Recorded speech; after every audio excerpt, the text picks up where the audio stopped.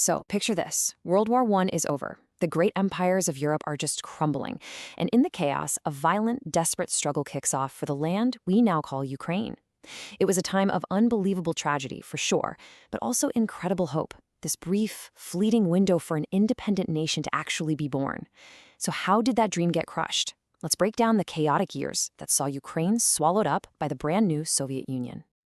Okay, so to really get what happened in 1917, you have to understand the pressure that had been building for decades. And it's basically a tale of two totally different empires. Over in the Russian Empire, Ukrainian identity was being actively stamped out. I mean, they were officially called Little Russians, and in 1876, a law called the Ukaz literally banned their language in print. But on the other side, in the Austro-Hungarian Empire, the authorities were way more tolerant of Ukrainian culture. This difference created this intense pressure cooker, It turned the western region of Galicia into this hotbed for the nationalist movement that was about to set the whole country on fire. So that's our pressure cooker. Now let's take a look at what was actually simmering inside. This is Chapter 1, The Awakening. Because before all the revolutions and the wars, there was this powerful cultural fight just to define what it even meant to be Ukrainian. And in this struggle, culture really became the front line. You had these giant figures like the poet Taras Shevchenko, whose work basically became the soul of the national identity. Then you had this historian, Mikhailo Hrushevsky, who did something absolutely crucial. He wrote a history of Ukraine that was completely separate from Russia's.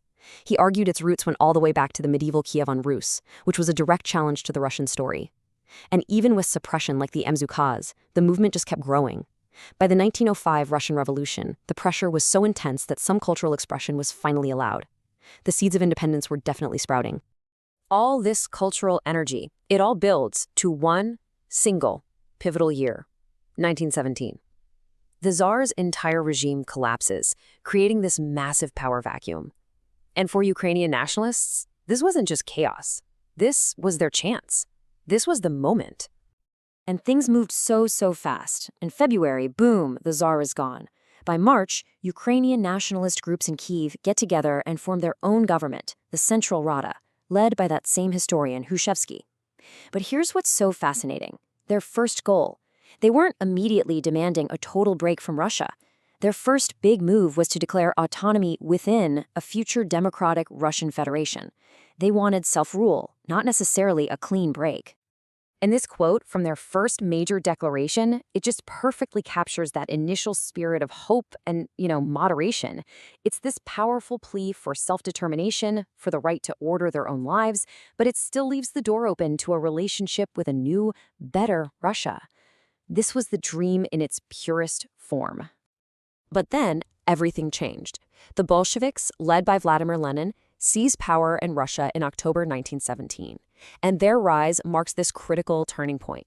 This is the moment where revolutionary ideology just smacks right into the hard wall of reality. See, before he took power, Lenin saw nationalist movements like Ukraine's as useful tools. He wrote that revolutionaries should utilize every national movement to help tear down the Tsarist system. From his point of view, Ukrainian independence was just a convenient lever he could pull to sharpen and broaden the crisis. He was, in theory, an ally. But the second the October Revolution is a success, the tune changes. Completely. All of a sudden, the priority isn't breaking up the old empire, it's about forging a very close union of the proletariat. Self-determination was a fine theory, but now that he was in charge, the unity of the new Soviet state was everything. The ally had become an adversary. And this is where it all comes to a head. The Central Rada declared the Ukrainian People's Republic. Lenin's government officially recognized it, and then, in almost the same breath, sent them an ultimatum. It basically said, let our troops in, recognize our authority, or it's war. When the Rada refused, the First Soviet-Ukrainian War began. From here, the dream of a stable, independent Ukraine just gets swallowed up by the chaos. The country didn't just fight one war. It became the main, bloody battlefield for the entire Russian Civil War. It was a total free-for-all of competing armies. And to get a sense of the sheer insanity, just look at the capital, Kyiv. It became a revolving door of conquest. As different armies marched in and out, each one bringing a new wave of violence, the city changed hands at least 5 times in just 2 years. Can you even imagine the terror of living through that? And here's why it was so nuts. This wasn't a simple two-sided war. No way. It was a mess. You had Ukrainian nationalists fighting for their own state. You had the Bolshevik Red Army trying to install Soviet power. You had the White Russians trying to bring back the old empire. And then you had Polish armies, German forces, anarchists, and even French and Greek troops on the ground. Seriously, how could any new nation possibly find its footing in the middle of all that? And this brutal whirlwind of war also unleashed a very specific kind of horror. Fueled by all the chaos and instability, an estimated 1,500 anti-Semitic pogroms, these violent, targeted massacres, were carried out across Ukraine. And those pogroms had a devastating, very real human cost. While lots of different armies were responsible, a huge amount of the killing was done by white Russian forces and some Ukrainian nationalist groups who falsely linked Jewish communities with the Bolsheviks. Over 100,000 Jewish people were murdered during this period. Out of this absolute maelstrom of violence, one power, finally, ultimately, emerged victorious. And that brings us to the final chapter, the defeat of the independence movement and the formal absorption of Ukraine into a new, powerful state. So the end came in a series of decisive steps. By 1920, the Bolshevik Red Army had pretty much defeated its main rival, the Whites. A year later, the war with Poland ends and it literally carves up Ukrainian lands. With all the outside threats gone, the Soviets started to consolidate. Ukrainian military units were folded into the Red Army, and then, in the final act, in December 1922, the Ukrainian Soviet Socialist Republic officially became a founding member of the USSR. And if you want to know the real practical reason the Bolsheviks were so determined to hold on to Ukraine, this quote from Joseph Stalin says it all. Beyond all the ideology about a unified proletariat was a cold, hard, practical need. Ukraine was the breadbasket. It had the coal, the industry. Stalin knew that without Ukraine's resources, the whole Soviet project could be in jeopardy.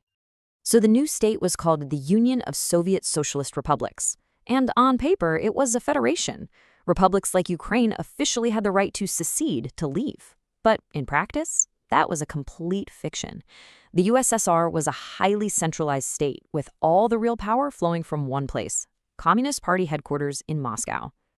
You know, the tragic irony of it all is just captured perfectly here. For so many people who had lived under the Tsar, the revolution didn't bring the freedom they'd hoped for. The ruler changed, the ideology changed, but as the historian Paul Kubasek wrote, the tools of control, the secret police, the giant bureaucracy, they all remained hauntingly familiar. That union, forged in the chaos of 1922, would last for nearly 70 years, until it all collapsed in 1991 when Ukraine finally gained its independence.